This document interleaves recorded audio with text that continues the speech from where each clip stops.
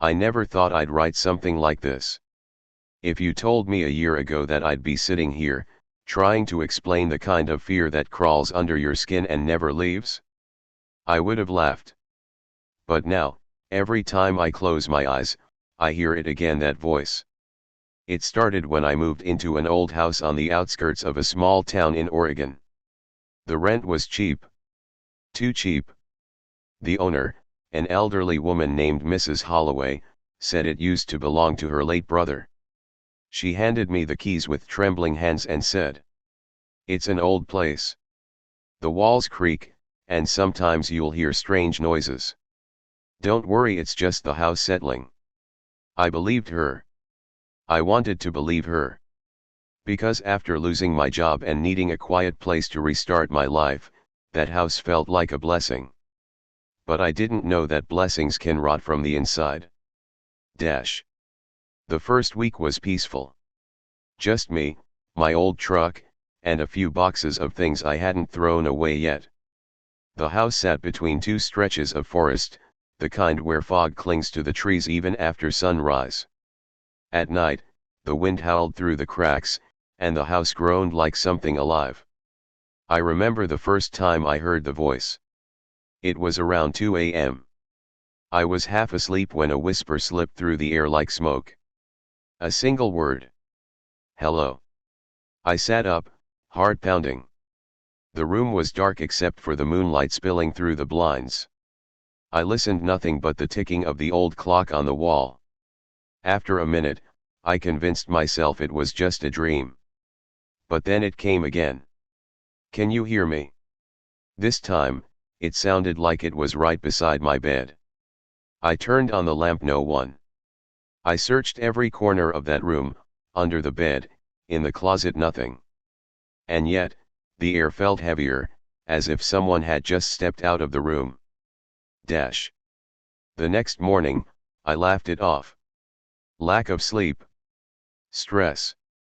Maybe the sound of the pipes, I told myself. I even went into town for a bit, talked to the locals, and tried to settle in. That's when I first heard about the house's reputation. At a small diner, the waitress, a woman in her 50s with a nervous smile, asked where I was staying. When I told her, she froze mid-pour, the coffee spilling onto the counter. "You're in the Holloway place." I nodded. She hesitated, then leaned closer. "People say they hear things there. Voices, mostly. Sometimes from the basement. Sometimes, from themselves." I laughed it off, but that night I couldn't shake her words. When I got home, the front door was slightly open. I was sure I'd locked it. I walked in slowly, flashlight in hand. Everything seemed untouched except the clock in the living room. It had stopped at 2:03 a.m. The same time I'd heard the voice the night before.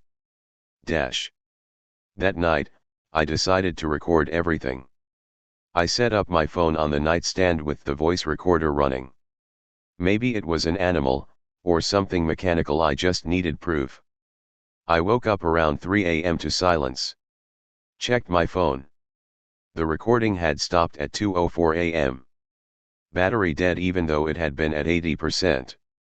When I played the saved file the next morning, I heard my own breathing, soft and slow. Then, a whisper. "Don't wake him yet."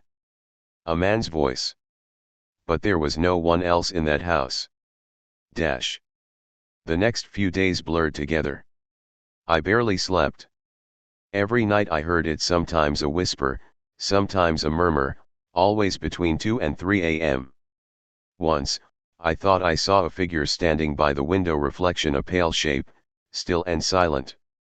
When I turned, nothing was there. The worst night came about 2 weeks later. I woke up not because of a sound, but because of silence. Too quiet. Even the wind had stopped. Then, from the hallway, a floorboard creaked. Slow, deliberate steps. Coming toward my room. I held my breath, staring at the door. The doorknob turned, just slightly enough to make a soft metallic click. Then a voice right outside the door. You shouldn't have listened. I wanted to move, to run, to scream, but my body wouldn't obey. I was frozen. The voice whispered again, closer. It's my house now. The door burst open. The lights went out. And I swear I saw something, a shadow in the shape of a man, crawling along the wall like smoke. Dash. When I woke up, it was morning. The door was open, my lamp was on the floor, and the clock. The clock was ticking again. Back at 2:03. I packed my things that day. I didn't even bother to take most of my stuff. When I gave the keys back to Mrs. Holloway, she didn't seem surprised. She just nodded slowly and said, "He always wakes up when someone new moves in." I didn't ask what she meant. I didn't want to know.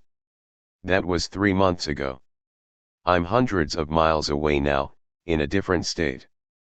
But some nights, around 2:03 a.m., I hear the old clock ticking again.